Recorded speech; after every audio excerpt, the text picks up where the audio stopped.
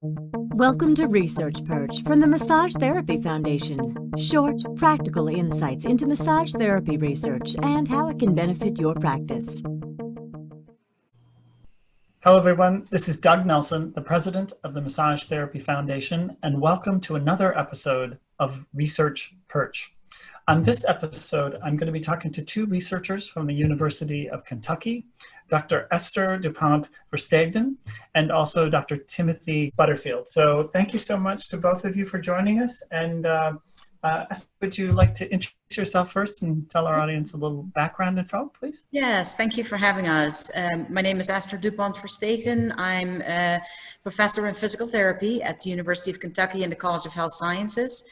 And my main research interests are in muscle plasticity, but particularly in muscle atrophy and interventions that can help in the recovery of muscle atrophy, particularly in elderly.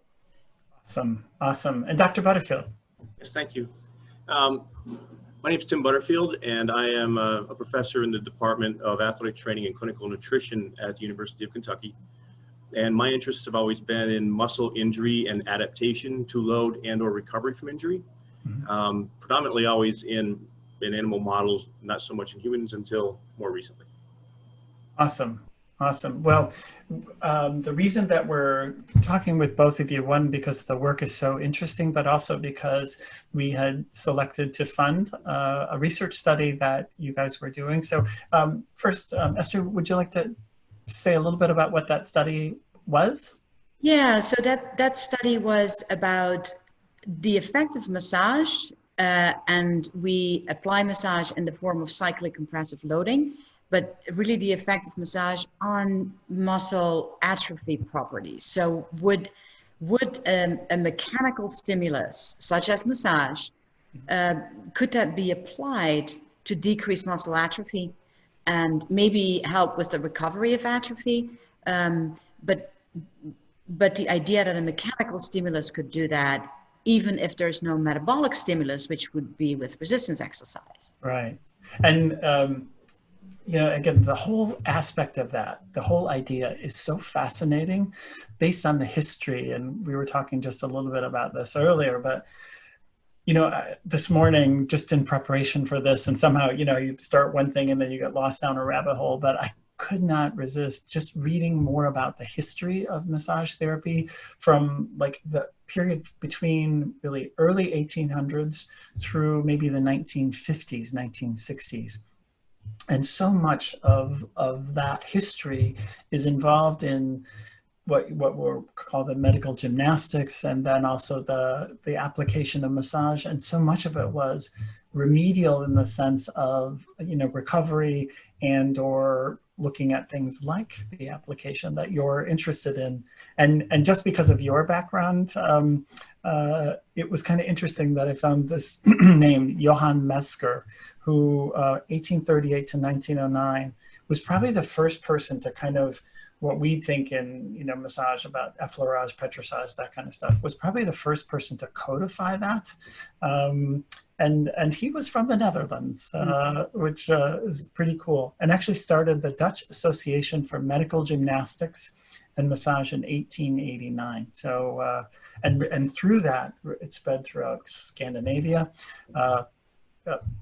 I love that, right? It was a Norwegian, and then throughout Europe as well. So, I before we get into the specifics of the study, I'm just curious how it is for both of you that the application of massage, how did that come into the equation before we get into the specifics of the study? What was your interest in that? Where did that come from?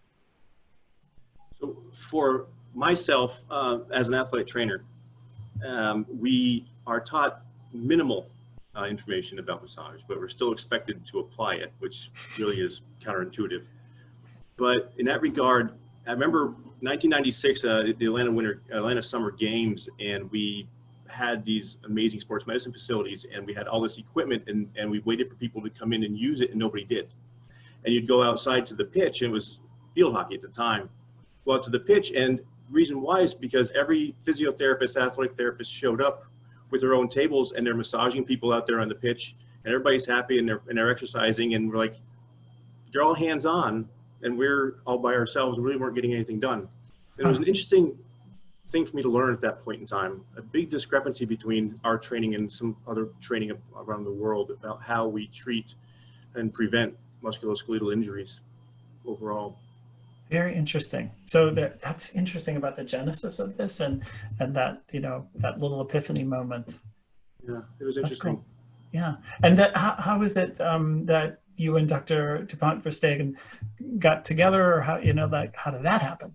Well, I was at Ohio State University, doing a postdoc, and about 15 years ago or so, dating ourselves, and we're always looking for funding opportunities, of course. And one of those opportunities came from, at the time, called NCAM, National Center for Complementary and Alternative Medicine. Yeah. And it was a request for applications on the biology of manual therapies. And so we already had established a model of muscle injury and damage, eccentric exercise in rabbits and at the time. And it seemed that we could really validate the injury, and we could also apply a massage event to that injured tissue and see if it facilitated recovery. All we had to do then was to build a device that could provide a massage mimetic. And that's what we started building there. Wow. Yeah. Well, you know, it's always amazing to me what can happen when you have that collaborative energy and effort. Yeah, and so when Dr. Butterfield came to the University of Kentucky, I had only been there maybe a year. And so since my interest was really in muscle growth and the recovery from muscle atrophy, and we started talking about how does this mechanical stimulus compare to what resistance exercise does, because resistance exercise really is the intervention for muscle growth. What of that exercise has a mechanical component versus a metabolic component? And so we could tease those two components apart with the massage device that he built. And so we did that over a couple of years and got preliminary data and got some animal work funded, which we are still pursuing right now, and hope to pursue for a while in the future. And then we figured, well, this is easily translatable to humans, so let's do that. And that's when we applied for a Massage Therapy Foundation grant. Yeah, it's so interesting. Again, as you stated, I mean, resistance exercise is like it's wonderful, it's amazing if you can do that, right? But so many people with an orthopedic injury or in various situations don't have the capacity to be able to do that. So is there another thing that they could actually do to help themselves in that environment? So very cool. So can you talk a little bit about the mechanics of this study itself? The actual measurement of the loads applied and those kind of things? Well, yeah, but also, so if we're talking about atrophy, in what kind of ways is that produced? Like how could you control for that in a research study, that kind of thing? Esther. Yeah, so in our study, what we do is we actually, and this is in young people, even though some of the applications may be more geared towards older people later, but sure. We're starting with young people. We actually do what's called a unilateral lower limb suspension. So the limb, one of the limbs of the individuals is put in a brace, and they have to walk on crutches, and the brace is set at about a 45-degree angle, and so they cannot put weight on that leg, which then atrophies most of the muscles in that leg, but mainly the quadriceps muscle, which is what we're looking for. So it's just through immobilization? Through immobilization and non-weight bearing is, I think, the main impetus of why it atrophies. And that's what we use as a model for atrophy. We would hope that we can put this into the clinic at some point in time and actually use patients who have undergone trauma and cannot exercise. But as a proof of concept, this was the first study that we designed. Yeah, very cool. And so there must be some markers that you're doing, pre, and then immobilizing them for how long did they have to suffer through this? For a week. Okay. Yeah. Okay. And so, yeah, we take muscle biopsies, and we are probably going to take some other measurements too, maybe muscle stiffness measurements, but we take a muscle biopsy. So we look at cellular mechanisms that are ongoing and compare them what happens before and after the both the induction of atrophy as well as the massage therapy. Got it. And so they go through a week or so of this immobilization thing with their leg at 45 degrees, which I'm sure is a lot of fun for them for a week. And then tell me about what happens in terms of the application of this mechanical stimulus. And so we will, once we have them, we're trying to mimic the protocols we used in our rat study that showed really promising results for the attenuation the recovery of muscle mass following the atrophy event. We have some data on of course, the attenuation of atrophy during atrophy if we massage, but it's not quite as robust as the evidence that we have that it actually helps facilitate recovery. So we are putting them in the device, and then we're going to massage them 4 times over the course every 48 hours. So they'll get basically 4 massage bouts for 30 minutes over the course of that 7 days. And then we will take those measures again after we get done with the immobilization after 7 days and compare the tissues from the massage group from the simply unloaded group by themselves. Yeah, fascinating. And the device that you're doing that, Tim, is so it's this device that can apply the same load, the same force, the same vectors to each person, and that would be right. So sense. we really, what it is it's really an instrumented roller device. So we found I was on Amazon when we first started this buying rolling pins to see if I could make those work, and those were not doable. So we ended up having one made to our specification for about the weight and the mass and the size of the thing we needed. Then we just instrumented the bar to make sure we had a reliable signal from that we could actually calibrate it to a load. And so we have some feedback to the person applying the massage gets the feedback, and we have a metronome for pace and for frequency, so we have the right duty cycle, the distance, and then we make sure that we have the right load. So interesting. So it's absolutely consistent from one person to the other. And the number of subjects you're hoping to have in this study? Well, the study that was funded by the Massage Therapy Foundation, we were hoping to get a total of 40 subjects. Yeah. We currently have a study funded by the National Center for Complementary and Integrative Health, and that will include 88 subjects. Wow. We will have to see if we can actually recruit them in this very difficult time for human research at the moment. Yes, yeah, that's a confounding factor in this, that's for sure. So, Tim, were you going to say something? Oh, no, I'm just agreeing. Yeah, yeah. So, well, what's so amazing about all this is for one, it's the study with the rats to humans and just doing this basic science, but the clinical application could be so important. What a contribution to the literature. Because again, there are so many conditions where people cannot do this. And again, that's what's so amazing is it harkens back to some of the original applications of this work throughout the centuries. So that must be an enticing thing for both of you. Mm-hmm. Absolutely. When we went to literature to look into the idea that atrophy could be attenuated with massage, we found a couple of abstracts from 1948, 1962, 1972, and that was all. Wow. There were promising results in abstracts, but we couldn't find anything other than that. Wow. And yet, when you think about it, and that, this is something that has been talked about and, has been voiced, throughout the profession without the underpinnings of that kind of depth in the literature. And so what an amazing contribution this would be to the literature. Yeah, so one of the actual, I think, really exciting things that came out of the animal study and that we hope that we can look at in the human study also is the fact that we saw changes, a number of different things, not only in the limb that was massaged, but in the muscle of the limb that was not massaged.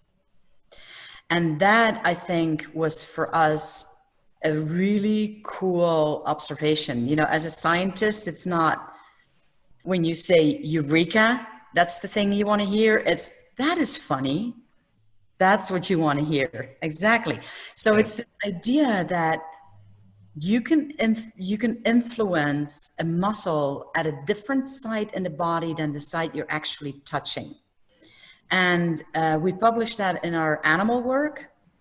And we hope that in our human work, we can see the same. It'll be a little bit harder to do in human for some technical issues, but I think that is a very exciting avenue, because if you think about that, then you could have people who have trauma on one leg and you could massage the other limb and have maybe some inflammatory responses or muscle responses on the other limb. So that's really exciting for us.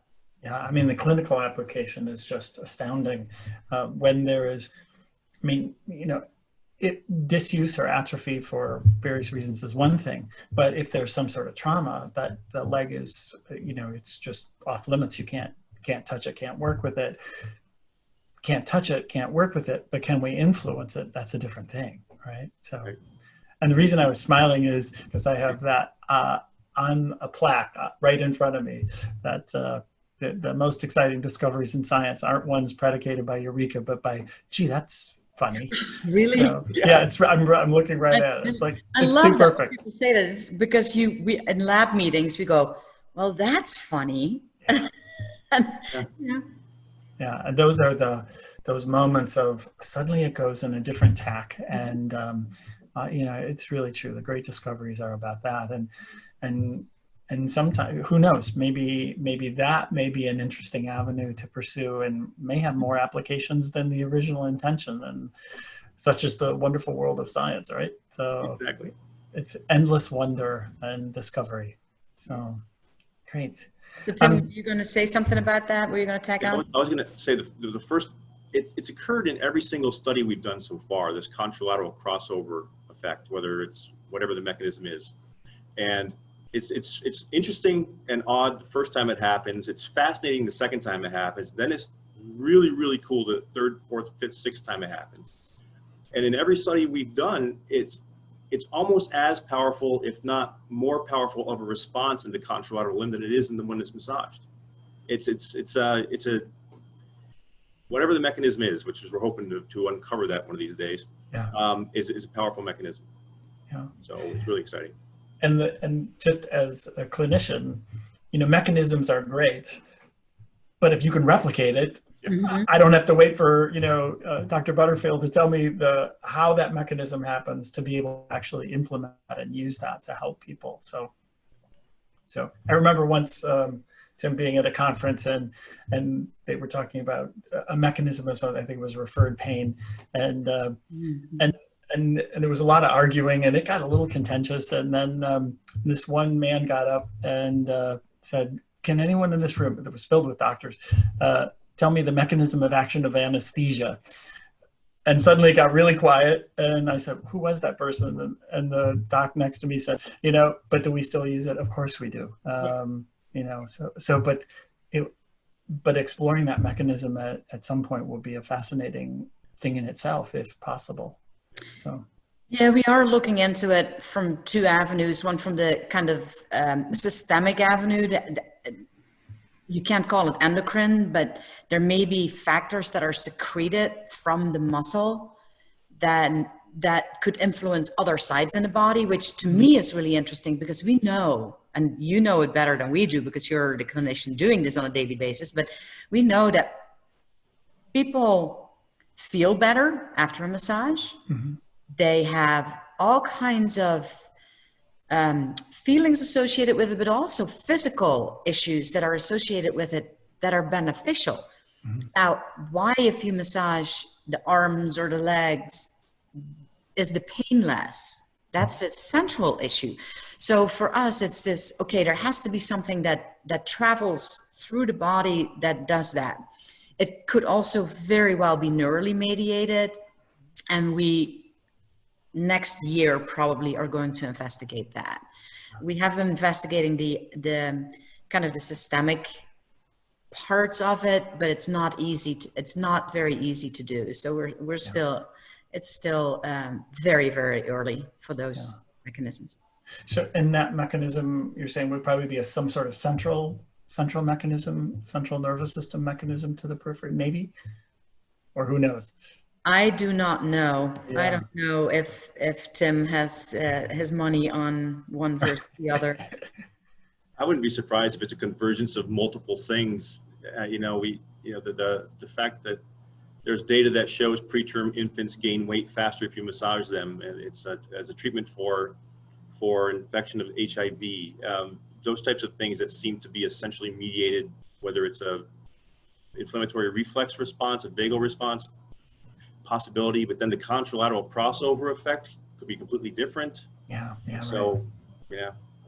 So Tim, some of the things that you're measuring, so are these metabolic things? Are these tissue structure things? Or is the answer yes? What kinds of things are you measuring?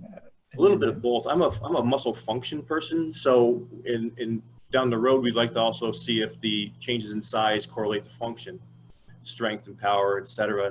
But a lot of it right now is, and I'll let Esther go into this detail because she's a cell biologist of the family, more of the structure of the muscle, but then the cellular processes of it as well. Yeah, so we're looking at muscle morphology as well as protein synthesis and degradation. And so we actually have a collaborator at Oklahoma Medical Research Foundation who does some of the measurements for us. His name is Benjamin Miller, and he is an expert in the field of mass spectroscopy and measuring stable isotopes. And so what we give the people is actually deuterium, which is heavy water. And because of that, you can measure newly synthesized protein as well as RNA and DNA. And so we've been looking at whether we are actually influencing, for example, protein synthesis with this. And with the idea that maybe if you give a massage plus amino acids, which is what athletes take a lot, but also elderly who need to be gaining more muscle weight, could massage actually be not an alternative, but a complementary intervention to those kinds of interventions that are already being implemented. So there's a lot of, and so Dr. Miller's applications have been very good for our studies in the sense that a lot of the mechanisms that we've looked at have come out of the results that he has produced for us. The possibilities. My head's swimming just in terms of just from the lab, from bench to bedside, how the applications of this could be both in again the remedial way, but also for you, Tim, in the performance side of things. I mean, it's across the. Say that the nice thing about it too is there's not a lot of risk going from a rat model to a human model. People are going to get massaged. Well, the downside of that is they're getting massaged. Is it going to be too awfully terrible? Probably. We hope it happens. So. Well, really, for all of us in the profession, we owe you both. We're proud of you, and we owe you both a great debt for the groundbreaking work that you're doing with this. I mean, again, I'm still a little stunned at the literature search and what this contribution might be. So. Really, thank you both for the work that you're doing. Well, and we owe the Massage Therapy Foundation a lot of thank yous for having the confidence in us to granting us that money. And so thank you so much. Well, to both of you, again, we're excited to see where the many twists and turns along the way, but the exciting thing is how that might be applied. And it's important to fund both basic science things as well as clinical applications. And this is filling just an amazing kind of area of need within the profession and the understanding. So it's exciting to see where it goes. And thank you both for taking the time to be with me today and share this with our audience. Okay. Our pleasure. Yeah, thanks for having us.